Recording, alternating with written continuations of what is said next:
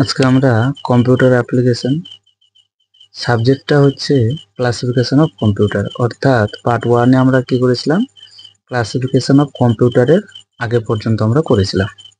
আজকে আমরা জানবো ক্লাসিফিকেশন অফ কম্পিউটার। চলো আমরা দেখি কি রয়েছে। দেখো, এইটা তোমরা যে ছবিটা দেখতে পাচ্ছ, এটা হচ্ছে অ্যানালগ কম্পিউটার। একে আমরা কি বলবো, অ্যানালগ কম্পিউটার। আমরা জানি কম্পিউটারকে ভাগ করা হয়েছিল মূলত তিনটা। একটা হচ্ছে অ্যানালগ কম্পিউটার, একটা হচ্ছে ডিজিটাল কম্পিউটার, আর একটা হচ্ছে হাইব্রিড কম্পিউটার। আর এইটা হচ্ছে অ্যানালগ কম্পিউটার, অর্থাৎ এইটা হচ্ছে সর্বপ্রথম তৈরি কম্পিউটার। তোমরা ছবিটা দেখে বুঝতে পারছো এটাকে কি বলা হয়, অ্যানালগ কম্পিউটার। দেখো, এখন আমরা জানবো অ্যানালগ কম্পিউটার কাকে বলে। বাংলায় অ্যানালগ কম্পিউটার হলো এমন একটি কম্পিউটার যা কি করে, অবিচ্ছিন্ন ভৌত পরিমাণ যেমন ভোল্টেজ, তাপমাত্রা, চাপ বা যান্ত্রিক গতির মতো পরিবর্তনশীল ভৌত বৈশিষ্ট্য ব্যবহার করে তথ্য প্রক্রিয়া করে এবং গণনা সম্পন্ন করে। আমরা জানি যে কম্পিউটারকে যে তিনটা ভাগে ভাগ করা হয়েছে, analogue computer, digital computer, super computer. এই তিনটা কম্পিউটার মধ্যে সব থেকে বেশি গতি হচ্ছে কার, অ্যানালগ কম্পিউটার। একটা কথা মাথায় রাখবে, অ্যানালগ কম্পিউটার খুব দ্রুত কাজ করলেও অ্যানালগ কম্পিউটার নির্ভুলতার সহিত কাজ করতে পারে না। কখনো কখনো এর ভুল দেখা যায়, কিন্তু এটা কি করে, খুব স্পিডে কাজ করে, অর্থাৎ অ্যানালগ কম্পিউটার দ্রুত কাজ করে। এবার আসছে, দেখো অ্যানালগ কম্পিউটার করে যেটা রয়েছে, অ্যানালগ কম্পিউটারের বৈশিষ্ট্য। এর বৈশিষ্ট্য কি না, অ্যানালগ কম্পিউটারের বৈশিষ্ট্যের মধ্যে প্রথম হচ্ছে ধারাবাহিকতা, ডেটা নেই, বাস্তব সময়ের কার্যকারিতা, জটিল সমস্যার জন্য উপযুক্ত, এবং অর্থাৎ অ্যানালগ কম্পিউটার কি করতে পারে, জটিল সমস্যার সমাধান করতে পারে। আর কি করতে পারে না, সরাসরি পরিমাপের জন্য কার্যকর, অর্থাৎ মানে সরাসরি যেটা পরিমাপ করা হয় সেটা কি করতে পারে, কার্যকর হতে পারে। উদাহরণস্বরূপ যদি আমরা বলতে পারি, তাহলে কি বলতে পারি, অ্যানালগ কম্পিউটার একটি প্রকার হলো কি বলছে এখানে, স্লাইড রুল। ঠিক আছে। অ্যানালগ কম্পিউটারের পরে যেটা রয়েছে ডিজিটাল কম্পিউটার।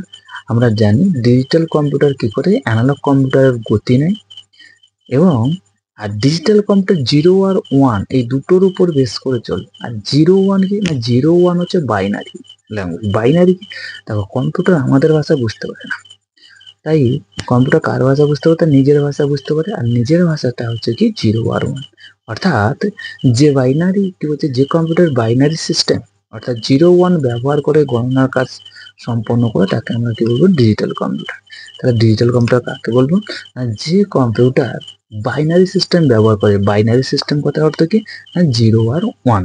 অর্থাৎ যে কম্পিউটার জিরো আর ওয়ান এই দুটো ব্যবহার করে গণনার কাজ সম্পাদন করে, তাকে আমরা কি বলবো, ডিজিটাল কম্পিউটার।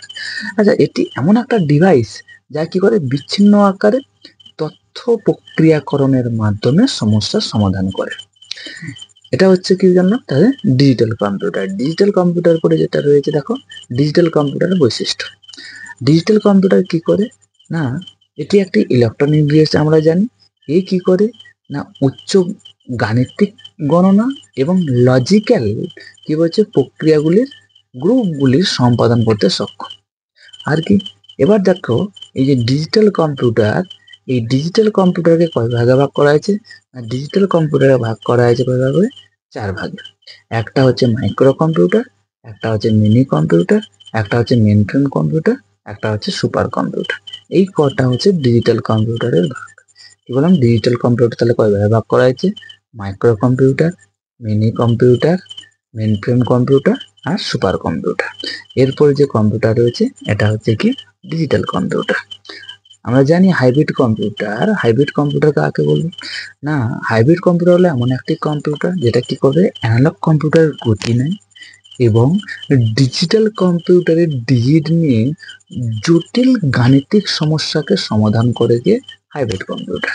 আর এই হাইব্রিড কম্পিউটার কি বলছে, দেখো এটি ডেটা ও তথ্যকে সংখ্যাভিত্তিক আকারে ক্রিয়া করে এবং কি বলছে, অত্যন্ত নির্ভুলতার সহিত কাজ করে। কোনটা, ডিজিটাল কম্পিউটার। হাইব্রিড কম্পিউটার কি বলছে, বলছে হাইব্রিড কম্পিউটার এই দুটি ধরনের কম্পিউটারের কি বলছে সেবায় তথ্য গ্রহণ করে, এবং এটি অ্যানালগ কম্পিউটারের দ্রুততা এবং ডেটা পস কি বলছে, ডিজিটাল কম্পিউটার নির্ভরতা। অর্থাৎ আমি প্রথমেই বলেছিলাম যে অ্যানালগ কম্পিউটার দ্রুত কাজ করে কিন্তু সেটাকে নির্ভুলতার সহিত কাজ করতে পারে না। আর ডিজিটাল কম্পিউটার ডিজিট দ্বারা চলে, অর্থাৎ 0 আর 1 এর দ্বারা ওটা চলে। ওটা চললে কি করে অনেক জটিল সমস্যার নির্ভুল সমাধান করতে পারে।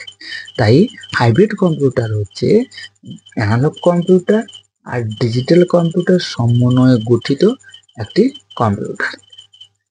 এর ব্যবহার কোথায় না, সাধারণত এটি গবেষণার কাজে ব্যবহার করা হয়। কি কাজে ব্যবহার করা হয়? গবেষণার কাজে। এর একটা আমরা ছবি দেখে নেব, ডিজিটাল কম্পিউটার ছবি দেখি, হাইব্রিড কম্পিউটার, এইটা হচ্ছে আমাদের হাইব্রিড কম্পিউটার। তাহলে আজকে আমরা জানলাম কি